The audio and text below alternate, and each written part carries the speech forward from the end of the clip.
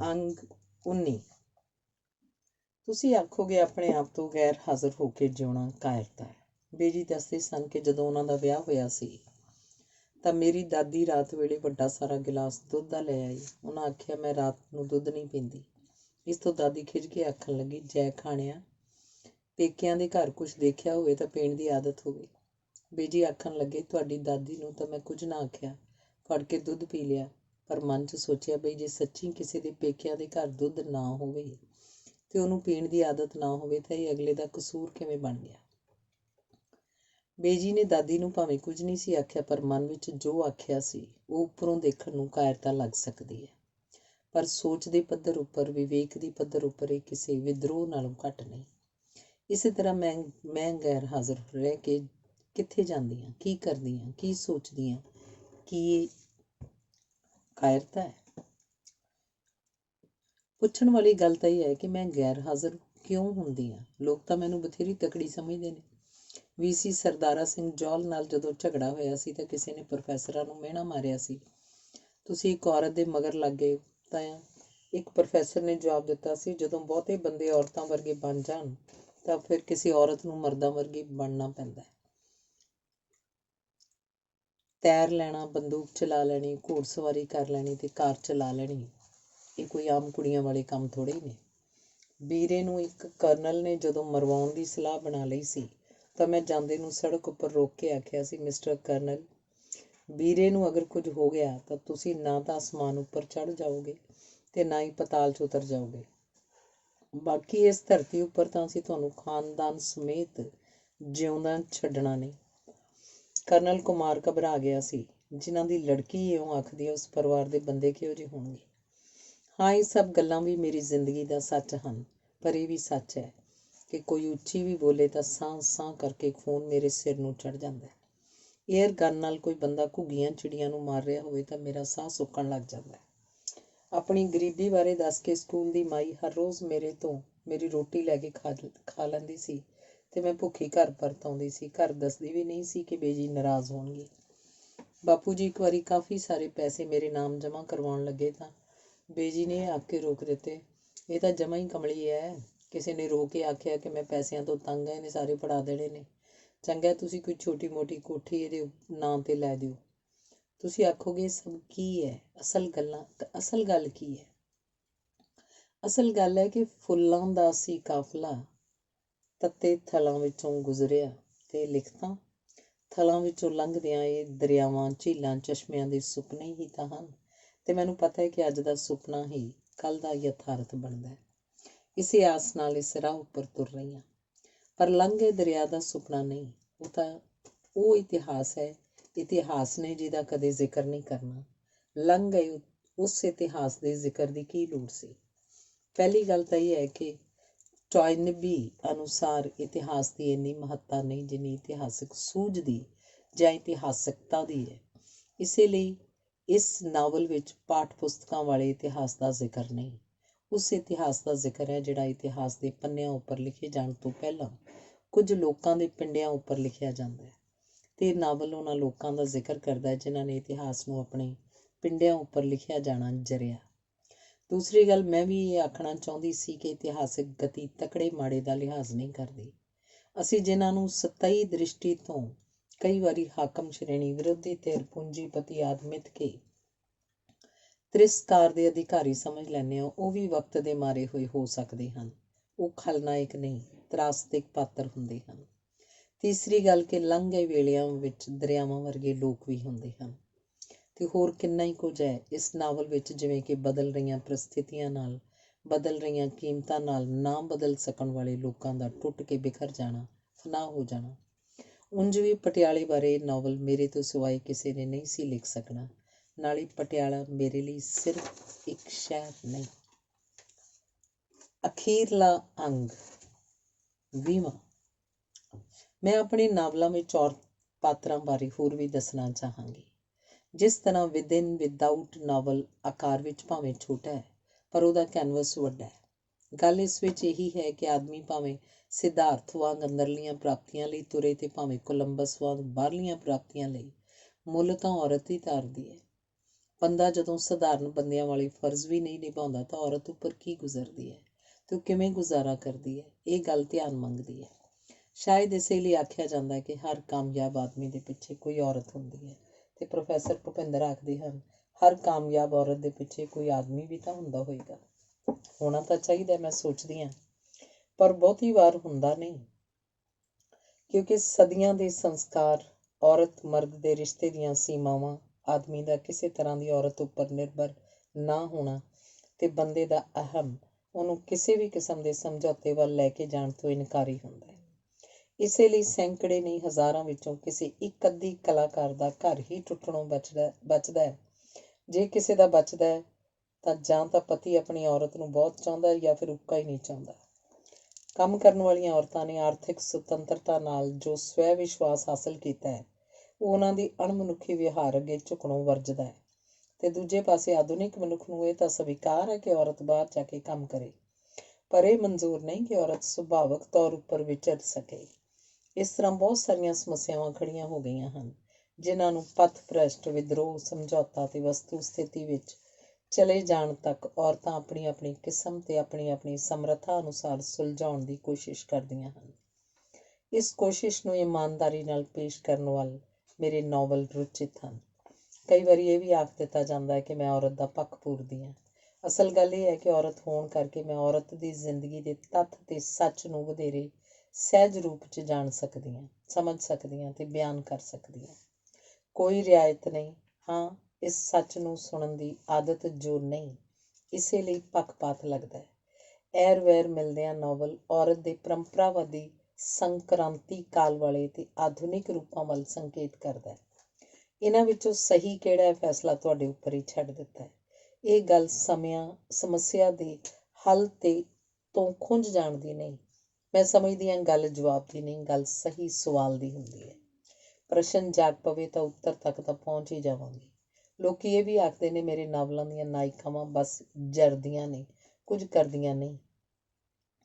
ਪਰ ਮੈਂ ਆਖਦੀ ਹਾਂ, ਜੇ ਉਹ ਤੁਹਾਡੀ ਸੋਚ ਨੂੰ ਇੱਥੋਂ ਤੱਕ ਲੈ ਜਾਂਦੀਆਂ ਹਨ ਕਿ ਸਿਰਫ ਜਰਨਾ ਹੀ ਨਹੀਂ, ਕੁਝ ਕਰਨਾ ਵੀ ਚਾਹੀਦਾ ਹੈ, ਤਾਂ ਤੁਸੀਂ ਕਿਵੇਂ ਆਖ ਸਕਦੇ ਹੋ ਕੁਝ ਕਰਦੀਆਂ ਨਹੀਂ? ਸਰਕੰਡਿਆਂ ਦੇ ਦੇਸ ਨਾਵਲ ਮੈਂ ਬਹੁਤ ਪਰੇਸ਼ਾਨ ਹੋ ਕੇ ਲਿਖਿਆ ਸੀ।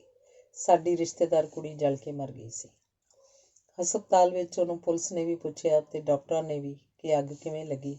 ਉਹਨੇ ਬਸ ਇੰਨਾ ਹੀ ਆਖਿਆ, ਮੇਰੀ ਕਿਸਮਤ। ਉਹਦੀਆਂ ਲੱਤਾਂ ਜਲ ਕੇ ਕੋਲੇ ਹੋਈ ਪਈਆਂ ਸਨ ਤੇ ਸਾਰੇ ਜਿਸਮ ਉੱਪਰ ਛਾਲੇ ਹੀ ਛਾਲੇ ਸਨ, ਪਰ ਹੱਥਾਂ ਨੂੰ ਕਈ ਕੁਝ ਨਹੀਂ ਸੀ ਹੋਇਆ। ਸਧਾਰਨ ਤੌਰ ਉੱਤੇ ਕਿਧਰੇ ਅੱਗ ਲੱਗ ਜਾਏ ਤਾਂ ਹੱਥਾਂ ਨਾਲ ਤਾਂ ਸਭ ਤੋਂ ਪਹਿਲਾਂ ਬੁਝਾਉਣ ਦੀ ਕੋਸ਼ਿਸ਼ ਕਰਦੇ ਹਾਂ। ਉਹਨੇ ਪੁਲਿਸ ਨੂੰ ਕਿਉਂ ਕੁਝ ਨਹੀਂ ਦੱਸਿਆ? ਕਮਲੀ ਧੀ ਸੋਚਦੀ ਸੀ ਸ਼ਾਇਦ ਬਚ ਜਾਵੇ ਤੇ ਉਸੇ ਘਰ ਜ਼ਿੰਦਗੀ ਕੱਟਣੀ ਪਵੇ। ਬੇਜੀ ਨੇ ਆਖਿਆ ਸੀ, ਜਦੋਂ ਇਹ ਨਾਵਲ ਲਿਖਿਆ ਸੀ ਤਾਂ ਇੱਕ ਘਰ ਦੀ ਕਹਾਣੀ ਲੱਗੀ ਸੀ, ਪਰ ਹੁਣ ਲੱਗਦਾ ਇਹ ਕਹਾਣੀ ਤਾਂ ਬਹੁਤ ਘਰਾਂ 'ਚ ਦੁਹਰਾਈ ਜਾ ਰਹੀ ਹੈ। ਹੁਣ ਭਾਵੇਂ ਕੁੜੀਆਂ ਤੇ ਕੁੜੀਆਂ ਦੇ ਘਰ ਦੇ ਇਸ ਤਰ੍ਹਾਂ ਦੀ ਮੌਤ ਦੀ ਅਸਲੀਅਤ ਬਾਰੇ ਦੱਸਣ ਵੀ ਲੱਗ ਪਏ ਨੇ। ਪ੍ਰੋਫੈਸਰ ਪ੍ਰੀਤਮ ਸਿੰਘ ਆਖਦੇ ਨੇ, ਤੁਹਾਨੂੰ ਕੁੜੀਆਂ ਨੂੰ ਔਰਤਾਂ ਦੀਆਂ ਜਥੇਬੰਦੀਆਂ ਬਣਾ ਲੈਣੀਆਂ ਚਾਹੀਦੀਆਂ ਹਨ। ਸਿਆਪੇ ਕਰੋ ਅਗਲਿਆਂ ਦੇ ਘਰ ਮੂਹਰੇ ਜਾ ਕੇ, ਤਾਂ ਜੋ ਕੋਈ ਹੋਰ ਉਸ ਘਰ ਧੀ ਦੇਣ ਲਈ ਤਿਆਰ ਨਾ ਹੋਵੇ। ਮੈਂ ਆਖਿਆ, ਔਰਤਾਂ ਤੋਂ ਵੱਧ ਪਿਓਆਂ ਨੂੰ ਜਥੇਬੰਦੀਆਂ ਬਣਾ ਲੈਣੀਆਂ ਚਾਹੀਦੀਆਂ ਹਨ। ਮੈਂ ਹੁਣ ਵੀ ਆਖਦੀ ਹਾਂ, ਜੇ ਸਾਰੇ ਪਿਓ ਰਲ ਕੇ ਧੀਆਂ ਦਾ ਦੁੱਖ ਸਮਝਣਗੇ ਤਦ ਹੀ ਕੋਈ ਉਪਾਅ ਹੋ ਸਕੇਗਾ। ਪ੍ਰੋਫੈਸਰ ਭੁਪਿੰਦਰ ਆਖਦੇ ਹਨ, ਸਿਰਫ ਔਰਤਾਂ ਹੀ ਦੁਖੀ ਹਨ, ਆਦਮੀ ਨਹੀਂ। ਗੱਲ ਉਹਨਾਂ ਦੀ ਠੀਕ ਹੈ, ਉਹ ਹਮੇਸ਼ਾ ਹੀ ਗੱਲ ਸਮਝਦਾਰੀ ਦੀ ਕਰਦੇ ਹਨ। ਬਥੇਰੀਆਂ ਔਰਤਾਂ ਆਦਮੀਆਂ ਦਾ ਜਿਉਣਾ ਦੁੱਭਰ ਕਰ ਦਿੰਦੀਆਂ ਨੇ। ਉਹ ਆਦਮੀ ਇਹ ਸਭ ਕੁਝ ਕਿਵੇਂ ਜਰਦੇ ਨੇ ਤੇ ਕੀ ਕਰਦੇ ਨੇ, ਇਹ ਗੱਲ ਕੋਈ ਟਾਲਸਟਾਏ ਵਰਗਾ ਮੇਰੇ ਨਾਲੋਂ ਵੱਧ ਜਾਣ ਸਕਦਾ ਹੈ ਤੇ ਬਿਆਨ ਕਰ ਸਕਦਾ ਹੈ। ਇਹ ਗੱਲ ਨਹੀਂ ਕਿ ਮੈਂ ਇਹ ਗੱਲ ਸਵੀਕਾਰ ਨਹੀਂ ਕਰਦੀ ਕਿ ਦੁੱਖ ਮਰਦਾਂ ਦੇ ਹਿੱਸੇ ਹੀ ਆਉਂਦਾ ਹੈ। ਮੈਂ ਤਾਂ ਸਿਰਫ ਉਸੇ ਖੇਤਰ ਦੀ ਗੱਲ ਕਰਨੀ ਚਾਹੁੰਦੀ ਹਾਂ ਜਿਹਦੀ ਮੈਂ ਹਾਮੀ ਭਰ ਸਕਦੀ ਹਾਂ। ਮੈਂ ਇਸ ਗੱਲ ਤੋਂ ਇਨਕਾਰੀ ਨਹੀਂ ਕਿ ਰਾਣੇ ਨੇ ਜੇ ਮੀਰਾ ਦੀ ਥਾਂ ਕਿਸੇ ਸਧਾਰਨ ਰਾਜਕੁਮਾਰੀ ਨਾਲ ਵਿਆਹ ਕੀਤਾ ਹੁੰਦਾ ਤਾਂ ਕਿਤੇ ਵਧੇਰੇ ਸੁਖੀ ਰਹਿੰਦਾ। ਤੇ ਕਲਾਕਾਰ ਔਰਤਾਂ ਦੇ ਮਰਦਾਂ ਨੂੰ ਕਈ ਤਰ੍ਹਾਂ ਦੀਆਂ ਜ਼ਿਆਦਤੀਆਂ ਬਰਦਾਸ਼ਤ ਕਰਨੀਆਂ ਪੈਂਦੀਆਂ ਹਨ, ਇਹ ਮੈਂ ਮੰਨਦੀ ਹਾਂ। ਇੱਕ ਤਾਂ ਜਿੰਨਾ ਵਕਤ ਉਹ ਕਲਾ ਸਾਧਨਾਂ ਨੂੰ ਦਿੰਦੀਆਂ ਹਨ, ਮਾਨਸਿਕ ਤੌਰ ਉੱਤੇ ਓਨੀਆਂ ਹੀ ਉਹ ਘਰ-ਬਾਰ ਤੋਂ ਗੈਰ ਹਾਜ਼ਰ ਹੁੰਦੀਆਂ ਨੇ ਤੇ ਗੈਰ ਹਾਜ਼ਰੀ ਦੇ ਉਲੰਭੇ ਨੂੰ ਉਹ ਕਲਾ ਸਾਧਨਾਂ 'ਚ ਖਲਲ ਸਮਝਦੀਆਂ ਨੇ। ਦੂਸਰਾ, ਪ੍ਰਸਿੱਧੀ ਕਾਰਨ ਉਹਨਾਂ ਨੂੰ ਆਪਣਾ ਆਪਾ ਵਿਸ਼ੇਸ਼ ਲੱਗਣ ਲੱਗ ਪੈਂਦਾ ਤੇ ਉਹ ਆਦਮੀ ਕੋਲੋਂ ਵੀ ਵਿਸ਼ੇਸ਼ ਵਿਵਹਾਰ ਦੀ ਆਸ ਕਰਦੀਆਂ ਹਨ। ਤੀਸਰਾ, ਲੋਕ ਜਾਂ ਆਖੋ ਕਲਾ ਜਗਤ ਉਹਨਾਂ ਉੱਪਰ ਆਪਣੇ ਵੱਧ ਅਧਿਕਾਰ ਸਮਝ ਕੇ ਉਹਨਾਂ ਦੇ ਆਦਮੀਆਂ ਨੂੰ ਅਣਗੌਲਿਆਂ ਕਰਕੇ ਕਲਾ ਜਗਤ ਵਿੱਚ ਹਿੱਸੇਦਾਰੀ ਲਈ ਉਹਨਾਂ ਕੋਲ ਪਹੁੰਚਦਾ ਰਹਿੰਦਾ ਹੈ। ਚੌਥਾ, ਕਲਾਕਾਰ ਦਾ ਪਤੀ ਹੋਣ ਕਰਕੇ ਖਾਮਖਾਈ ਉਹ ਲੋਕਾਂ ਦੀਆਂ ਪੜਤਾਲੀਆਂ ਨਜ਼ਰਾਂ ਦਾ ਸ਼ਿਕਾਰ ਬਣਿਆ ਰਹਿੰਦਾ ਹੈ। ਤੇ ਬੰਦਾ ਇਹ ਸਭ ਕੁਝ ਕਿਉਂ ਬਰਦਾਸ਼ਤ ਕਰੇ? ਜਿਵੇਂ ਡਾਕਟਰ ਦੇ ਘਰ ਵਾਲੀ ਡਾਕਟਰ ਨਹੀਂ ਬਣ ਜਾਂਦੀ ਹੈ, ਪ੍ਰੋਫੈਸਰ ਦੇ ਘਰ ਵਾਲੀ ਪ੍ਰੋਫੈਸਰ ਨਹੀਂ, ਇੰਨੀ ਇਕਸੁਰਤਾ ਆਦਮੀ ਦੇ ਕੇਸ 'ਚ ਸੰਭਵ ਨਹੀਂ ਕਿ ਉਹ ਔਰਤ ਦੀਆਂ ਪ੍ਰਾਪਤੀਆਂ ਨੂੰ ਆਪਣੀਆਂ ਪ੍ਰਾਪਤੀਆਂ ਸਮਝੇ ਤੇ ਉਹਨੂੰ ਲੱਗਦਾ ਹੈ ਕਿ ਇਸ ਤੋਂ ਤਾਂ ਸਧਾਰਨ ਔਰਤ ਕਿਤੇ ਚੰਗੀ ਹੋਣੀ ਸੀ। ਧੁੱਪ, ਛਾਂ ਤੇ ਰੁੱਖ ਨਾਵਲ ਕੁਝ ਇਸੇ ਤਰ੍ਹਾਂ ਦੇ ਵਿਸ਼ੇ ਨੂੰ ਲੈ ਕੇ ਤੁਰਦਾ ਹੈ। ਇਹ ਵੀ ਠੀਕ ਹੈ ਕਿ ਇਸ ਸਭ ਕਾਸੇ ਨੂੰ ਤਾਂ ਕੋਈ ਬੰਦਾ ਵਧੀਆ ਬਿਆਨ ਕਰ ਸਕਦਾ ਹੈ, ਉਹ ਵੀ ਕਲਾਕਾਰ ਬੰਦਾ ਜਿਹੜਾ ਇਸ ਕਿਸਮ ਦੇ ਰਿਸ਼ਤੇ ਦੀਆਂ ਪਰਤਾਂ, ਦਿਸ਼ਾਵਾਂ, ਡੂੰਘਾਣਾਂ ਤੇ ਉਚਾਣਾਂ ਦੀ ਠਾਹ ਲੈ ਸਕੇ। ਮੈਂ ਜੇ ਮੂਲ ਰੂਪ ਵਿੱਚ ਆਦਮੀਆਂ ਬਾਰੇ ਆਦਮੀਆਂ ਦੀ ਦ੍ਰਿਸ਼ਟੀ ਤੇ ਦ੍ਰਿਸ਼ਟੀਕੋਣ ਤੋਂ ਨਾਵਲ ਨਹੀਂ ਲਿਖਦੀ, ਇਹ ਮੇਰੇ ਵੱਲੋਂ ਪੱਖਪਾਤ ਨਹੀਂ, ਸਗੋਂ ਮੇਰੀ ਅਸਮਰਥਤਾ ਹੈ। ਉਂਝ ਵੀ ਆਪਣੇ ਜਾਣੇ ਮੈਂ ਔਰਤ ਜਾਂ ਮਰਦ ਬਾਰੇ ਨਹੀਂ, ਸਗੋਂ ਰਿਸ਼ਤਿਆਂ ਬਾਰੇ ਲਿਖ ਰਹੀ ਹੁੰਦੀ ਹਾਂ। ਰਿਸ਼ਤਿਆਂ ਦੀ ਗੱਲ ਤਾਂ ਕਥਾ ਕਹੋ ਉਰਵਸ਼ੀ ਦੇ ਵੇਲਿਆਂ ਤੋਂ ਤੁਰੀ ਹੋਈ ਹੈ। ਉਰਵਸ਼ੀ ਅਪਸਰਾ ਸੀ, ਪਰ ਵਿਆਹ ਉਹਦਾ ਧਰਤੀ ਦੇ ਰਾਜਕੁਮਾਰ ਨਾਲ ਹੋਇਆ ਕਿਉਂਕਿ ਉਹਨੂੰ ਉਸ ਨਾਲ ਮੋਹ ਹੋ ਗਿਆ ਸੀ। ਔਰਤ ਦੀ ਕਥਾ ਇੱਥੋਂ ਹੀ ਤਾਂ ਤੁਰਦੀ ਹੈ ਕਿ ਪੇਕਿਆਂ ਦੇ ਸਵਰਗ ਨੂੰ ਛੱਡ ਕੇ ਉਹ ਪਤੀ ਦੀ ਜ਼ਿੰਦਗੀ ਦੇ ਯਥਾਰਥ ਵੱਲ ਜਦੋਂ ਆਉਂਦੀ ਹੈ ਤਾਂ ਦੋ ਸ਼ਰਤਾਂ ਰੱਖਦੀ ਹੈ। ਪਹਿਲੀ, ਤੂੰ ਮੈਨੂੰ ਕਦੇ ਕੋਈ ਸਵਾਲ ਨਹੀਂ ਪੁੱਛੇਂਗਾ ਤੇ ਭਾਵ ਮੈਂ ਹਰ ਗੱਲ ਲਈ ਤੈਨੂੰ ਜਵਾਬਦੇਹ ਨਹੀਂ ਹੋਵਾਂਗੀ। ਦੂਜੀ, ਮੈਂ ਤੈਨੂੰ ਕਦੇ ਨਗਨ ਨਹੀਂ ਦੇਖਾਂਗੀ। ਮਤਲਬ ਢੱਕ ਕੇ ਰੱਖਣ ਯੋਗ ਯਥਾਰਥ ਦਾ ਮੈਨੂੰ ਸਾਹਮਣਾ ਨਹੀਂ ਕਰਨਾ ਪਏਗਾ। ਕਥਾ ਅੱਗੇ ਤੁਰਦੀ ਹੈ ਤਾਂ ਉਹ ਆਪਣੇ ਹਰ ਬੱਚੇ ਨੂੰ ਪੈਦਾ ਹੁੰਦੇ ਨੂੰ ਹੀ ਨਦੀ ਵਿੱਚ ਰੁੜਾ ਆਉਂਦੀ ਹੈ।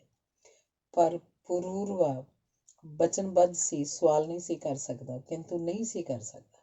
ਉਰਵਸ਼ੀ ਦੀ ਸ਼ਰਤ ਦਾ ਮਤਲਬ ਸੀ ਬੱਚੇ ਉੱਪਰ ਔਰਤ ਦਾ ਪੂਰਨ ਅਧਿਕਾਰ ਹੋਵੇ, ਪਿਓ ਦਾ ਦਖਲ ਪ੍ਰਵਾਨ ਨਹੀਂ ਸੀ। ਪਰ ਦੇਵਤੇ ਸ਼ਰਾਰਤ ਕਰਦੇ ਹਨ, ਰਾਤ ਵੇਲੇ ਬਘਿਆੜ ਉਹਦੇ ਲੇਲੇ ਚੁੱਕਣ ਆ ਜਾਂਦਾ ਹੈ। ਪੁਰੂਰਵਾ ਬਚਾਉਣ ਲਈ ਦੌੜਦਾ, ਉਸੇ ਵੇਲੇ ਬਿਜਲੀ ਲਿਸ਼ਕ ਪੈਂਦੀ ਹੈ। ਉਰਵਸ਼ੀ ਉਹਨੂੰ ਬਿਨਾਂ ਵਸਤਰ ਦੇਖ ਲੈਂਦੀ ਹੈ। ਉਹ ਵਾਪਸ ਸਵਰਗ ਨੂੰ ਪਰਤ ਜਾਂਦੀ ਹੈ। ਕਥਾ ਦੱਸਦੀ ਹੈ ਕਿ ਜਿੱਥੇ ਮਰਦ ਔਰਤ ਦੀਆਂ ਸਾਰੀਆਂ ਸ਼ਰਤਾਂ ਮੰਨ ਕੇ ਜਿਉਂਦਾ ਹੈ ਤਾਂ ਕੁਦਰਤ ਦੀ ਸਾਜ਼ਿਸ਼ ਦਾ ਸ਼ਿਕਾਰ ਬਣਦਾ ਹੈ, ਭਾਵ ਇੱਕ ਕੁਦਰਤੀ ਵਿਚਰਨ ਨਹੀਂ ਮਰਦ ਦਾ। ਇੱਥੋਂ ਹੀ ਉਰਵਸ਼ੀ ਭਾਵ ਔਰਤ ਲਈ ਅਗਨ ਦਾ ਰਾਹ ਸ਼ੁਰੂ ਹੁੰਦਾ ਹੈ ਕਿ ਜਦੋਂ ਬੰਦੇ ਨੇ ਔਰਤ ਨੂੰ ਕੋਈ ਅਧਿਕਾਰ ਦੇ ਕੇ ਰਿਸ਼ਤਾ ਨਹੀਂ ਬਣਾਉਣਾ, ਜਦੋਂ ਉਹਦੇ ਬੱਚਿਆਂ ਦਾ ਮਾਲਕ ਤੇ ਹੱਕਦਾਰ ਵੀ ਆਦਮੀ ਹੀ ਹੈ, ਤਾਂ ਔਰਤ ਹੋਣ ਤੇ ਜੀਣ ਦੇ ਸਵਾਲਾਂ ਦੀ ਵੀ ਅਧਿਕਾਰੀ ਨਹੀਂ ਰਹਿ ਜਾਂਦੀ। ਜਦੋਂ ਉਹ ਵਸਤ ਬਣ ਗਈ, ਫਿਰ ਉਹ ਸਾਬਤੀ ਔਰਤ ਕਿਵੇਂ ਸਾਬਤ ਹੋਵੇ? ਥਾਂ ਥਾਂ ਭਟਕਦਾ ਉਹ ਸਾਬਤ ਔਰਤ ਲੱਭਦਾ, ਆਪ ਵੀ ਟੁੱਟ ਬਿਖਰ ਰਿਹਾ। ਮਨੂ ਆਖਦਾ ਹੈ, ਜਿਸ ਘਰ ਵਿੱਚ ਔਰਤ ਉਦਾਸ ਹੈ ਉੱਥੇ ਦੇਵਤੇ ਵੀ ਪ੍ਰਸੰਨ ਨਹੀਂ ਰਹਿ ਸਕਦੇ। ਪਰ ਸਾਨੂੰ ਕਿੱਥੇ ਯਾਦ ਹੈ ਮਨੂ ਦੀ ਇਹ ਗੱਲ? ਅਸੀਂ ਤਾਂ ਇਹ ਆਖਣ ਲੱਗ ਪਏ ਹਾਂ ਕਿ ਮਨੂ ਨੇ ਔਰਤ ਨੂੰ ਪੈਰ ਦੀ ਜੁੱਤੀ ਆਖਿਆ ਸੀ ਤੇ ਕਬੀਰ ਨੇ ਔਰਤ ਨੂੰ ਨਾਗਣ ਬਾਗਣ ਆਖਿਆ। ਪਰ ਕਿਹੜੀ ਔਰਤ? ਮਾਂ, ਭੈਣ, ਪਤਨੀ, ਧੀ, ਮਾਸੀ, ਫੁੱਫੀ, ਨਾਨੀ, ਦਾਦੀ? ਨਹੀਂ, ਉਹ ਔਰਤ ਨਾਗਣ ਬਾਗਣ ਹੈ ਜਿਸ ਨਾਲ ਤੁਹਾਡਾ ਕੋਈ ਰਿਸ਼ਤਾ ਨਹੀਂ, ਜੋ ਰਿਸ਼ਤਿਆਂ ਤੋਂ ਇਨਕਾਰੀ ਹੋ ਕੇ ਜਿਉਂਦੀ ਹੈ। ਪਰ ਅਜਿਹੀ ਕਿਹੜੀ ਔਰਤ ਹੁੰਦੀ ਹੈ ਜਿਸ ਨਾਲ ਤੁਹਾਡਾ ਕੋਈ ਰਿਸ਼ਤਾ ਹੀ ਨਾ ਹੋਵੇ? ਉਹ ਹੁੰਦੀ ਹੈ ਵੇਸਵਾ। ਉਸ ਨਾਲ ਕਿਸੇ ਦਾ ਕੋਈ ਰਿਸ਼ਤਾ ਨਹੀਂ ਹੁੰਦਾ। ਤਦ ਹੀ ਤਾਂ ਲੋਕ ਉਸ ਨਾਲ ਅਜਿਹੇ ਸੰਬੰਧ ਬਣਾ ਸਕਦੇ ਨੇ। ਉਹਨਾਂ ਸੰਬੰਧਾਂ ਨੂੰ ਧਿਆਨ 'ਚ ਰੱਖ ਕੇ ਹੀ ਕਬੀਰ ਆਖ ਰਿਹਾ ਹੈ, ਉਹ ਔਰਤ ਨਾਗਣ ਵੀ ਹੈ ਤੇ ਬਾਗਣ ਵੀ ਹੈ। ਮਾਂ ਨਾਗਣ ਬਾਗਣ ਨਹੀਂ ਹੋ ਸਕਦੀ, ਧੀ ਨਾਗਣ ਬਾਗਣ ਨਹੀਂ ਹੋ ਸਕਦੀ। ਕਿਸੇ ਵੀ ਰਿਸ਼ਤੇ 'ਚ ਬੰਨੀ ਕੋਈ ਔਰਤ ਤੁਹਾਡੇ ਲਈ ਨਾਗਣ ਬਾਗਣ ਨਹੀਂ ਹੋ ਸਕਦੀ। ਤਦ ਹੀ ਤਾਂ ਭਾਈ ਗੁਰਦਾਸ ਆਖਦਾ, ਦੇਖ ਪਰਾਈਆਂ ਚੰਗੀਆਂ ਮਾਵਾਂ ਧੀਆਂ ਭੈਣਾਂ ਜਾਣੀ। ਮਤਲਬ ਹੈ ਉਹਨਾਂ ਨਾਲ ਕੋਈ ਰਿਸ਼ਤਾ ਸਿਰਜ ਲੈ। ਵੱਡੀ ਹੈ ਤਾਂ ਤੇਰੀ ਮਾਂ ਵਰਗੀ, ਛੋਟੀ ਹੈ ਤੇਰੀ ਧੀ ਵਰਗੀ, ਹਾਣਦੀ ਹੈ ਤੇਰੀ ਭੈਣ ਵਰਗੀ। ਪਰ ਅੱਜ ਸਾਡਾ ਔਰਤ ਨਾਲ ਕੋਈ ਰਿਸ਼ਤਾ ਨਹੀਂ, ਸਿਰਫ ਰਿਸ਼ਤਿਆਂ ਦੀਆਂ ਮਜਬੂਰੀਆਂ ਨੇ। ਜ਼ੋਰਾਵਰ ਲੋਕ ਇਹਨਾਂ ਮਜਬੂਰੀਆਂ ਨੂੰ ਮਾਰੀ ਮੁਕਾਈ ਵੀ ਜਾਂਦੇ ਨੇ। ਆਪਣੇ ਇਸ ਜ਼ੋਰ ਜ਼ਬਰ ਤੋਂ ਸ਼ਰਮਸਾਰ ਵੀ ਨਹੀਂ, ਕਿਉਂਕਿ ਨਿਰੀ ਦੇਹ ਬਣ ਕੇ ਜਿਉਣ ਵਾਲੇ ਲੋਕਾਂ ਨੂੰ ਉਹਨਾਂ ਦਾ ਮਨ ਪਰੇਸ਼ਾਨ ਕਰਨੋਂ ਹੀ ਹਟ ਜਾਂਦਾ ਹੈ। ਗੱਲ ਤਾਂ ਉਰਵਸ਼ੀ ਦੀ ਕਥਾ ਦੀ ਹੋ ਰਹੀ ਸੀ। ਉਰਵਸ਼ੀ ਦੀ ਕਥਾ ਨਿਰਪੇਖ ਖਿਆਲ ਨੂੰ ਸਥੂਲ ਬਣਾ ਕੇ ਹੀ ਤਾਂ ਪੇਸ਼ ਕਰਦੀ ਹੈ। ਸਾਹਿਤ ਨੂੰ ਸਮਝਣ ਵਿੱਚ ਉਦੋਂ ਵੀ ਟਪਲਾ ਲੱਗ ਜਾਂਦਾ ਜਦੋਂ ਅਸੀਂ ਸਤ੍ਹਾ ਉੱਪਰ ਹੀ ਦੇਖਦੇ ਰਹਿੰਦੇ ਹਾਂ। ਤੀਲੀ ਦਾ ਨਿਸ਼ਾਨ ਨਾਵਲ ਦੀ ਨਾਇਕਾ ਕਿਰਨਜੀਤ ਬਾਰੇ ਆਖਿਆ ਜਾਂਦਾ ਹੈ। ਸਮੱਸਿਆ ਕੀ ਹੈ? ਇੱਕ ਵਿਧਵਾ ਹੋਰ ਵਿਆਹ ਕਰ ਸਕਦੀ ਹੈ, ਤੁਸੀਂ ਉਹਨੂੰ ਦੁਚਿੱਤੀ 'ਚ ਕਿਉਂ ਰੱਖਿਆ? ਇਹ ਤਾਂ ਸਮੱਸਿਆ ਦਾ ਕੋਈ ਹੱਲ ਨਹੀਂ। ਇਸ ਸੰਬੰਧ 'ਚ ਮੈਂ ਇਹੀ ਆਖਣਾ ਚਾਹਾਂਗੀ ਕਿ ਹਰ ਸਵਾਲ ਦਾ ਹੱਲ ਲੱਭ ਕੇ ਦੇਣਾ ਕਲਾ ਦਾ ਕੰਮ ਨਹੀਂ, ਕਲਾ ਦਾ ਕੰਮ ਸਹੀ ਸਵਾਲ ਤੱਕ ਜਾਣਾ ਹੈ। ਕਿਰਨਜੀਤ ਇਸ ਲਈ ਵਿਧਵਾਪਣ ਕਬੂਲ ਨਹੀਂ ਕਰਦੀ ਕਿ ਉਹ ਵਿਆਹ ਨਹੀਂ ਕਰ ਸਕਦੀ, ਸਗੋਂ ਇਸ ਲਈ ਕਿ ਲੋਕ ਉਹਨੂੰ ਇਨਸਾਨ ਸਮਝਣ ਦੀ ਥਾਂ ਇੱਕ ਵਿਧਵਾ ਦੀ ਥਾਂ 'ਤੇ ਖੜੀ ਕਰਕੇ ਹੀ ਦੇਖਦੇ ਨੇ।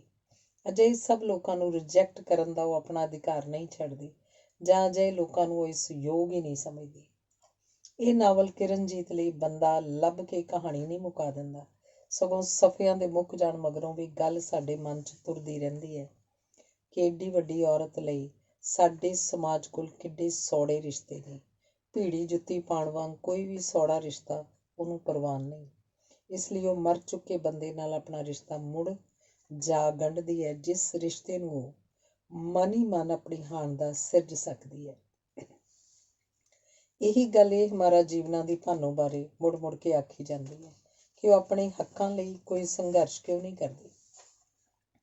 ਔਰਤ ਜਾਤ ਏਡੀ ਕਮਜ਼ੋਰ ਤਾਂ ਨਹੀਂ। ਡਾਕਟਰ ਹਰਜੀਤ ਗਿੱਲ ਨੇ ਇਹ ਹਮਾਰਾ ਜੀਵਨਾਂ ਦੇ ਅੰਗਰੇਜ਼ੀ ਤਰਜਮੇ ਸੱਚ ਇਜ਼ ਹਾਫ ਵੀਟ ਵਿੱਚ ਲਿਖਿਆ ਹੈ ਕਿ ਇਸ ਨਾਵਲ ਨੂੰ ਪੜ੍ਹਨ ਮਗਰੋਂ ਸਾਨੂੰ ਨਾ ਸਿਰਫ ਪੰਜਾਬੀ ਸਗੋਂ ਭਾਰਤੀ ਔਰਤ ਬਾਰੇ ਦੁਬਾਰਾ ਸੋਚਣ ਦੀ ਲੋੜ ਪੈ ਜਾਂਦੀ ਹੈ, ਕਿਉਂਕਿ ਭਾਨੋ ਏਡੀ ਤਕੜੀ ਹੈ ਕਿ ਅਖੀਰ 'ਚ ਸਾਰੇ ਰਿਸ਼ਤਿਆਂ ਦੇ ਮੁੱਕ ਜਾਣ ਉੱਪਰ ਵੀ ਉਹ ਘੱਗਰਾ ਲਾਈ ਨੰਗੇ ਮੂੰਹ ਸੱਥ ਵਿੱਚ ਹੀ ਲੰਘੀ ਜਾ ਰਹੀ ਸੀ। ਕਿਤੇ ਪਹੁੰਚਣਾ ਤਾਂ ਜ਼ਰੂਰੀ ਨਹੀਂ, ਹਿੰਮਤ ਤਾਂ ਤੁਰਦੇ ਰਹਿਣ 'ਚ ਹੈ। ਕੀ ਸੰਘਰਸ਼ ਕਰਦੀ, ਅਮਲੀ ਦੀਆਂ ਮਿੰਨਤਾਂ ਤਰਲੇ ਕਰਦੀ, ਜਾਂ ਲੜਦੀ ਝਗੜਦੀ ਕਿ ਉਹਨੂੰ ਉੱਥੇ ਹੀ ਰਹੀ ਜਾਣ ਦੇ, ਜਾਂ ਭਾਗਵੰਤੀ ਤੋਂ ਹਰ ਵੇਲੇ ਲਾਹ ਪਾ ਕਰਵਾਉਂਦੀ ਰਹਿੰਦੀ, ਜਾਂ ਫਤਿਹ ਨਾਲ ਤੁਰ ਜਾਂਦੀ। ਉਹ ਇਸ ਸਭ ਕਾਸੇ ਨਾਲੋਂ ਵੱਡੀ ਵੀ ਹੈ ਤੇ ਤਕੜੀ ਵੀ ਹੈ। ਜਿਹੜੇ ਉਹਨੂੰ ਸਰਵਣ ਦੀ ਮੌਤ ਦਾ ਕਾਰਨ ਬਣੇ ਸੀ, ਖਰਬੂਜੇ ਵੇਚਣ ਵਾਲੀ ਤੋਂ ਉਹਨਾਂ ਦੇ ਘਰ ਦੀ ਸੁੱਖ ਸੰਦ ਪੁੱਛਦੀ ਹੈ, ਗੰਗਾ ਵਿੱਚ ਜਾ ਛਾਲ ਮਾਰਦੀ ਹੈ, ਭਾਗਵੰਤੀ ਦੇ ਮੁੰਡਾ ਹੋਣ ਉੱਪਰ ਗੁੜ ਵੰਡਦੀ ਫਿਰਦੀ ਹੈ। ਇਸ ਤੋਂ ਵੱਧ ਤਕੜੀ ਔਰਤ ਹੋਰ ਕੀ ਹੋਏਗੀ। ਅਖੀਰ ਉਹ ਚਾਰੇ ਪੱਲੇ ਝਾੜ ਕੇ ਇਕੱਲੀ ਤੁਰ ਪੈਂਦੀ ਹੈ। ਇਹ ਸਭ ਉਹਦੀ ਨਿਰਬਲਤਾ ਨਹੀਂ, ਇਹ ਉਹਦੇ ਸਵਾਲ ਨੇ ਜਿਹੜੇ ਉਹ ਸਾਡੇ ਅੱਗੇ ਰੱਖ ਗਈ ਹੈ। ਉਹਦੇ ਸਵਾਲਾਂ ਤੋਂ ਘਬਰਾ ਕੇ ਅਸੀਂ ਆਖਦੇ ਹਾਂ, ਉਹ ਆਪ ਹੀ ਇਹਨਾਂ ਦੇ ਜਵਾਬ ਕਿਉਂ ਨਹੀਂ ਦੇ ਗਈ। ਲਿਖਤ ਨੇ ਸਭ ਕੁਝ ਆਪ ਹੀ ਨਹੀਂ ਸਮਝਾ ਕੇ ਜਾਣਾ ਹੁੰਦਾ। ਮੇਰਾ ਮਤਲਬ ਹੈ, ਲਿਖਤ ਨੇ ਪਾਠਕਾਂ ਦੀ ਪੱਧਰ ਉੱਪਰ ਨਹੀਂ ਉਤਰਨਾ ਹੁੰਦਾ, ਸਗੋਂ ਪਾਠਕਾਂ ਨੇ ਲਿਖਤ ਤੱਕ ਪਹੁੰਚਣਾ ਹੁੰਦਾ ਹੈ। ਜਿਵੇਂ ਸੂਰਜ ਸਿਰਫ ਤੁਹਾਡੇ ਲਈ ਨਹੀਂ ਚੜ੍ਹਦਾ, ਫੁੱਲ ਸਿਰਫ ਤੁਹਾਡੇ ਲਈ ਨਹੀਂ ਖਿੜਦੇ, ਕੋਇਲ ਤੁਹਾਡੇ ਲਈ ਨਹੀਂ ਕੂਕਦੀ। ਇਹ ਉਹਨਾਂ ਦਾ ਆਪਣਾ ਕਰਮ ਹੈ, ਸਹਿਜ ਕਰਮ। ਇਸੇ ਤਰ੍ਹਾਂ ਲੇਖਕ ਲਈ ਜੇ ਲਿਖਣਾ ਸਹਿਜ ਕਰਮ ਨਹੀਂ ਤਾਂ ਉਹ ਕਲਾਕਾਰ ਦੀ ਥਾਂ ਕਾਰੀਗਰ ਹੋਏਗਾ। ਕਾਰੀਗਰ ਹੋਣਾ ਕੋਈ ਮਾੜੀ ਜਾਂ ਛੋਟੀ ਗੱਲ ਨਹੀਂ, ਪਰ ਉਹ ਕਲਾਕਾਰ ਨਹੀਂ ਹੁੰਦਾ। ਕਾਰੀਗਰ ਦਾ ਮਤਲਬ ਹੁੰਦਾ ਹੈ ਸਾਡੀ ਲੋੜ ਅਨੁਸਾਰ ਮੰਜੇ ਪੀੜ੍ਹੀਆਂ ਬਣਾ ਦੇਣਾ, ਤੇ ਕਲਾਕਾਰ ਉਹ ਸੰਸਾਰ ਸਿਰਜਦਾ ਹੈ ਜੋ ਮਾਡਲ ਬਣ ਸਕੇ। ਅਜਿਹਾ ਤੰਦਰੁਸਤ ਤੇ ਖੂਬਸੂਰਤ ਸੰਸਾਰ ਜਿੱਥੇ ਇੱਥੋਂ ਦੀ ਬਦਾਵਾਸੀ ਤੋਂ ਪਾਰ ਸਾਹ ਕੱਢ ਸਕੀਏ, ਘੜੀ ਪਲ ਸੁਸਤਾ ਸਕੀਏ, ਆਪਣੇ ਟੁੱਟੇ ਭੱਜੇ ਆਪੇ ਦੀ ਮੁੜ ਮੁਰੰਮਤ ਕਰ ਸਕੀਏ, ਜਿਉਣ ਲਈ ਬਲ ਇਕੱਠਾ ਕਰ ਸਕੀਏ, ਧੁਰ ਅੰਦਰ ਕਿਸੇ ਸਹਿਜ ਕੇਂਦਰ ਨਾਲ ਜੁੜ ਸਕੀਏ। ਤਦ ਹੀ ਤਾਂ ਮੈਂ ਆਖਦੀ ਹਾਂ ਕਿ ਕੋਈ ਵੀ ਲੇਖਕ ਆਪਣੇ ਨਾਲੋਂ ਵੱਡੀ ਰਚਨਾ ਨਹੀਂ ਕਰ ਸਕਦਾ। ਜਿਹੋ ਜਿਹੀ ਉਹਦੀ ਵਿਸ਼ਵ ਦ੍ਰਿਸ਼ਟੀ ਹੋਏਗੀ, ਜਿਹੋ ਜਿਹਾ ਉਹਦਾ ਮੁੱਲ ਵਿਧਾਨ ਹੋਏਗਾ, ਜਿੰਨੀ ਕੁ ਉਹਦੀ ਸੂਝ ਸੂਝ ਹੋਏਗੀ, ਉਨੀ ਕੁ ਹੀ ਉਹਦੀ ਲਿਖਤ ਦੀ ਪਹੁੰਚ ਹੋਏਗੀ। ਇਸੇ ਲਈ ਤਾਂ ਸਾਹਿਤ ਨੂੰ ਚਿੱਤਰਾਂ ਵਿੱਚ ਫਿਲਾਸਫੀ ਇਨ ਇਮੇਜਿਸ ਆਖਿਆ ਗਿਆ। ਫਿਲਾਸਫੀ ਉਸ ਅੰਤਰ ਯਾਤਰਾ ਦੀ ਕਹਾਣੀ ਦਾ ਨਾਂ ਹੈ ਜਿਹੜੀ ਸਮੇਂ ਤੇ ਸਥਾਨ ਤੋਂ ਪਾਰ ਲੰਘ ਜਾਂਦੀ ਹੈ, ਜਿਹੜੀ ਯਥਾਰਥ ਵਿੱਚੋਂ ਸੱਚ ਨੂੰ ਟੋਲਦੀ ਹੈ, ਜਿਹੜੀ ਛਿਨ ਭੰਗਰੀ ਮਨੁੱਖ ਰਾਹੀਂ ਅਬਿਨਾਸੀ ਮਨੁੱਖਤਾ ਦੀ ਗੱਲ ਕਰਦੀ ਹੈ, ਤਾਂ ਜੋ ਅਸੀਂ ਉਸੇ ਛਿਨ 'ਤੇ ਨਾ ਖੜੇ ਹੋ ਜਾਈਏ, ਉਸੇ ਛਿਨ ਵਿੱਚ ਮਰ ਮੁੱਕ ਨਾ ਜਾਈਏ, ਸਗੋਂ ਉਸ ਤੋਂ ਪਾਰ ਵੀ ਝਾਕ ਸਕੀਏ। ਹੈਮਿੰਗਵੇ ਕਿਸੇ ਅਜਿਹੀ ਛਿਨ ਤੋਂ ਪਾਰ ਨਹੀਂ ਦੇਖ ਸਕਿਆ ਹੋਣਾ ਜਿਸ ਛਿਨ ਨੇ ਉਹਦੇ ਹੱਥ ਬੰਦੂਕ ਫੜਾ ਕੇ ਉਹਦੀ ਪੁੜਪੁੜੀ ਉੱਤਰ ਰਖਾ ਦਿੱਤੇ। ਐਲਬਰਟ ਕਾਮੂ ਆਖਦਾ, ਆਉਣ ਵਾਲੇ ਵਰ੍ਹਿਆਂ ਵਿੱਚ ਮਨੁੱਖ ਲਈ ਸਭ ਤੋਂ ਵੱਡੀ ਸਮੱਸਿਆ ਆਤਮ ਹੱਤਿਆ ਦੀ ਹੋਏਗੀ। ਕਿਉਂ? ਇਸ ਲਈ ਕਿ ਹੁਣ ਵਿੱਚ ਸਿਮਟ ਕੇ ਜਿਉਣ ਦਾ ਆਦੀ ਮਨੁੱਖ ਹੁਣ ਤੋਂ ਪਾਰ ਨਹੀਂ ਝਾਕ ਸਕਿਆ। ਸਾਹਿਤ ਹੁਣ ਦੇ ਕਹਿਰ ਤੋਂ ਬਚਣ ਲਈ ਇੱਕ ਸੰਭਾਵੀ ਸੰਸਾਰ ਸਿਰਜ ਦਿੰਦਾ ਹੈ, ਜਿੱਥੇ ਪੈਰੀਂ ਤੁਰ ਕੇ ਜਾਣ ਦੀ ਲੋੜ ਨਹੀਂ, ਜਿੱਥੇ ਦੇਹ ਦੀਆਂ ਮਜਬੂਰੀਆਂ ਤੋਂ ਮੁਕਤ ਸਮੇਂ ਸਥਾਨ ਤੋਂ ਪਾਰ ਲੰਘ ਕੇ ਜੀ ਸਕੀਦਾ। ਕਬੀਰ ਆਖਦਾ, ਜਿਸ ਮਰਨੇ ਤੇ ਜਗ ਡਰੇ, ਮੇਰੇ ਮਨ ਆਨੰਦ, ਮਰਨੇ ਹੀ ਤੇ ਪਾਈਏ ਪੂਰਨ ਪਰਮਾਨੰਦ। ਕਬੀਰ ਕੋਲ ਮੌਤ ਤੋਂ ਪਾਰ ਦੀ ਸਥਿਤੀ ਨੂੰ ਆਪਣੇ ਅਨੁਸਾਰ ਸਿਰਜਣ ਦੀ ਸਮਰੱਥਾ ਸੀ, ਇਸੇ ਲਈ ਭੈ ਮੁਕਤ ਹੋ ਗਿਆ। ਬੱਦਲਾਂ ਵਿੱਚੋਂ ਤਸਵੀਰਾਂ ਲੱਭ ਲੈਣੀਆਂ ਜਾਂ ਚੰਦ ਵਿੱਚ ਦਾਦੀ ਬੈਠੀ ਦਿਸਣੀ ਇਹ ਨਿਰਾ ਬੱਚਿਆਂ ਦਾ ਖੇਲ ਨਹੀਂ। ਦੂਰ ਕਿਧਰੇ ਸਾਡਾ ਬਚਪਨ ਵੀ ਸਾਡੇ ਅੰਦਰ ਕਾਇਮ ਹੁੰਦਾ ਹੈ ਤੇ ਆਰਟਿਸਟ ਉਸੇ ਬਚਪਨ ਨਾਲ ਤੋਰ ਲੈਂਦਾ ਹੈ, ਉਸ ਧਰਤੀ ਉੱਪਰ ਲੈ ਜਾਂਦਾ ਜਿੱਥੇ ਸੱਚ ਤੇ ਛਲ ਜਾਂ ਆਖੋ ਸੱਚ ਤੇ ਮਾਇਆ ਵਿਚਲੀ ਲਕੀਰ ਧੁੰਦਲੀ ਹੋ ਜਾਂਦੀ ਹੈ ਤੇ ਕਲਾਕਾਰ ਚਲਦੀ ਨਦੀ ਵਿੱਚ ਪਾਵਾਂ ਮੈਂ ਹਵੇਲੀਆਂ ਆਖਦਾ ਤੁਹਾਨੂੰ ਉਹਨਾਂ ਹਵੇਲੀਆਂ ਦੇ ਮਾਲਕ ਵੀ ਬਣਾ ਦਿੰਦਾ ਹੈ। ਜਿਹੜੇ ਪਲ ਇਉਂ ਇਸ ਸੁਪਨੇ ਵਿੱਚ ਲੰਘਦੇ ਨੇ ਉਹ ਸੱਚ ਨੂੰ ਜਰਨ ਜੋਗਾ ਬਲ ਵੀ ਜੁਟਾਉਂਦੇ ਨੇ। ਇਹਦਾ ਮਤਲਬ ਰਚਨਾ ਇੱਕ ਕਿਸਮ ਨਾਲ ਯਥਾਰਥ ਤੋਂ ਭਾਂਜ ਨਹੀਂ। ਜਿਵੇਂ ਜਿਸ ਬੰਦੇ ਨੂੰ ਮੌਤ ਦਾ ਅਹਿਸਾਸ ਨਹੀਂ ਉਹਨੂੰ ਜਿਉਣ ਦਾ ਵੀ ਅਹਿਸਾਸ ਨਹੀਂ ਹੁੰਦਾ। ਉਹ ਸਿਰਫ ਦਿਨ ਕੱਟੀ ਕਰ ਰਿਹਾ ਹੁੰਦਾ ਹੈ। ਮੌਤ ਤੋਂ ਵੀ ਪਾਰ ਲੰਘਣ ਲਈ ਬੰਦੇ ਕੋਲ ਜ਼ਿੰਦਗੀ ਦੇ ਇਤਿਹਾਸਿਕ ਯਥਾਰਥ ਤੋਂ ਪਾਰ ਦੀ ਕਿਸੇ ਸੋਚ, ਕਿਸੇ ਪ੍ਰਤੀਕ, ਕਿਸੇ ਮਿੱਥ, ਰੂਹ ਦੇ ਕਿਸੇ ਕੌਲ ਕਰਾਰ ਦੀ ਹਮੇਸ਼ਾ ਲੋੜ ਰਹਿੰਦੀ ਹੈ। ਸ਼ਾਇਦ ਇਸੇ ਲਈ ਮਨੁੱਖ ਨੂੰ ਅਗਲੇ ਜਨਮਾਂ ਵਿੱਚ ਵਿਸ਼ਵਾਸ ਹੈ। ਇਸੇ ਲਈ ਹੱਕ ਸੱਚ ਦਾ ਨਿਬੇੜਾ ਕਰਨ ਵਾਲੇ ਧਰਮਰਾਜ ਚਿੱਤਰਗੁਪਤ ਨੇ ਇਹਨਾਂ ਤੋਂ ਵੀ ਉੱਪਰ ਘੱਟ ਵਿੱਚ ਵਸੇ ਸਰਬ ਸ਼ਕਤੀਮਾਨ ਅੰਤਰਜਾਮੀ ਰੱਬ ਦੀ ਲੋੜ ਪਈ ਤੇ ਉਹ ਦਿਸਦੇ ਸਫ਼ਰ ਦੇ ਨਾਲ ਨਾਲ ਇੱਕ ਅਣਦਿਸਦੇ ਸਫ਼ਰ ਦੀ ਯਾਤਰਾ ਵੀ ਤੁਰਦੀ ਰਹੀ। ਆਪਣੇ ਇਤਿਹਾਸ ਤੋਂ ਵੀ ਪਾਰ ਦੇ ਮਹਿਨੇ ਲੱਭਣ ਦੀ ਮਨੁੱਖ ਨੂੰ ਹਮੇਸ਼ਾ ਲੋੜ ਰਹੀ ਹੈ, ਕਿਉਂਕਿ ਉਸਦਾ ਇਹ ਮੰਨਣ ਨੂੰ ਮਨ ਨਹੀਂ ਕਰਦਾ ਕਿ ਉਹ ਸਿਰਫ ਮਿੱਟੀ ਦਾ ਪੁਤਲਾ ਹੈ, ਪੰਜਾਂ ਤੱਤਾਂ ਦੀ ਖੇਡ ਹੈ। ਇਸੇ ਲਈ ਭਲਿਆਂ ਵੇਲਿਆਂ ਵਿੱਚ ਲੇਖਕ ਨੂੰ ਪਹੁੰਚਿਆ ਹੋਇਆ, ਵਰੋਸਾਇਆ ਹੋਇਆ ਜਾਂ ਕਿਸੇ ਦੈਵੀ ਸ਼ਕਤੀ ਦਾ ਵਾਹਨ ਸਮਝਿਆ ਜਾਂਦਾ ਸੀ ਜਾਂ ਉਹਨਾਂ ਦੇ ਅਣਦਿਸਦੇ ਸੰਸਾਰ ਦਾ ਥਹੁ ਪਤਾ ਦਿੰਦਾ ਹੈ। ਪਰ ਅੱਜ ਜਦੋਂ ਕਲਾਕਾਰ ਤੇ ਕਾਰੀਗਰ ਵਿਚਕਾਰਲੀ ਲਕੀਰ ਧੁੰਦਲੀ ਹੋ ਗਈ, ਮਸਲਨ Dostoevsky, Chekhov, Shakespeare, Goethe, Kazantzakis, Hermann Hesse, Doris Lessing, Kalidas, Tagore ਇਹ ਕਲਾਕਾਰ ਹਨ ਤੇ ਅਸੀਂ ਅੱਜ ਦੇ ਲੇਖਕ ਵਧੇਰੇ ਕਰਕੇ ਕਾਰੀਗਰ ਹਾਂ, ਕਿਉਂਕਿ ਨਾ ਸਾਡੇ ਕੋਲ ਕੋਈ ਵੱਡੀ ਵਿਸ਼ਵ ਦ੍ਰਿਸ਼ਟੀ ਹੈ, ਨਾ ਕੋਈ ਵੱਡੀ ਫਿਲਾਸਫੀ ਹੈ ਤੇ ਨਾ ਹੀ ਕਲਾ ਕੌਸ਼ਲ। ਨਿੱਕੇ ਮਨੁੱਖ ਦੀਆਂ ਨਿੱਕੀ ਗੱਲਾਂ ਹਨ ਬਸ। ਤੁਸੀਂ ਆਖੋਗੇ ਪਹਿਲੀਆਂ ਇੰਟਰਵਿਊਜ਼ ਵਿੱਚ ਮੈਂ ਹੋਰ ਤਰ੍ਹਾਂ ਦੀਆਂ ਗੱਲਾਂ ਕੀਤੀਆਂ ਸੀ। ਮੈਂ ਕਹਿੰਦੀ ਹਾਂ ਲੇਖਕ ਲਈ ਤੁਰਦੇ ਰਹਿਣਾ, ਤਲਾਸ਼ ਜਾਰੀ ਰੱਖਣੀ ਜ਼ਰੂਰੀ ਹੁੰਦੀ ਹੈ। ਦਰਿਆ ਵਗਦੇ ਭਲੇ, ਖੜਾ ਪਾਣੀ ਤਾਂ ਛੱਪੜ ਹੋ ਨਿਬੜਦਾ ਹੈ ਤੇ ਅਗਲੀ ਵਾਰੀ ਨਾ ਜਾਣੇ ਕਿਸ ਪੱਤਣ ਤੇ ਮਿਲਾਂਗੇ। ਇੱਕ ਆਲੋਚਕ ਆਖਦਾ ਸੀ ਇਹ ਹਮਾਰਾ ਜੀਵਨਾ ਤੋਂ ਮਗਰੋਂ ਬੇਸ਼ੱਕ ਕੁਝ ਵੀ ਹੋਰ ਨਾ ਲਿਖਦੇ, ਇਹ ਇੱਕ ਹੀ ਨਾਵਲ ਤੁਹਾਡੇ ਨਾਮ ਨੂੰ ਜਿਉਂਦਿਆਂ ਰੱਖਣ ਲਈ ਕਾਫੀ ਸੀ। ਪਰ ਮੈਂ ਆਖਦੀ ਹਾਂ ਜਦੋਂ ਮੈਂ ਨਾ ਹੋਈ, ਨਾਮ ਜਿਉਂਦਾ ਰਹੇ ਜਾਂ ਨਾ, ਇਸ ਦਾ ਮੈਨੂੰ ਫਿਕਰ ਨਹੀਂ। ਫਿਕਰ ਸਿਰਫ ਇਹ ਹੈ ਕਿ ਜਿੰਨਾ ਚਿਰ ਜਿਉਂਦੀ ਹਾਂ ਕੀ ਆਪਣੇ ਜਿਉਣ ਦੀ ਕੋਈ ਸਾਰਥਕਤਾ, ਜਸਟੀਫਿਕੇਸ਼ਨ ਲੱਭ ਸਕਦੀ ਹਾਂ। ਗੱਲ ਮੇਰੀ ਸਾਹਿਤਿਕ ਸਵੈ ਜੀਵਨੀ ਦੀ ਤੁਰੀ ਸੀ। ਸਾਹਿਤ ਮਨ ਦੀ ਯਾਤਰਾ ਤੋਂ ਤਾਂ ਹੁੰਦਾ ਹੈ। ਮੈਂ ਉਸ ਯਾਤਰਾ ਦਾ ਵੀ ਜ਼ਿਕਰ ਕਰ ਰਹੀ ਹਾਂ ਜਿਹੜੀ ਲਿਖਤ ਤੋਂ ਉਰਾ ਪਰਾਂ ਰਹਿ ਗਈ ਸੀ। ਪਰ ਅਜੇ ਤਾਂ ਜ਼ਮਾਨਾ ਬੜੇ ਸ਼ੌਕ ਸੇ ਸੁਣ ਰਹਾ ਹੈ, ਹਮ ਸੋਏ ਨਹੀਂ ਦਾਸਤਾਂ ਕਹਿਤੇ ਕਹਿਤੇ। ਚੱਲਦਾ। ਧੰਨਵਾਦ।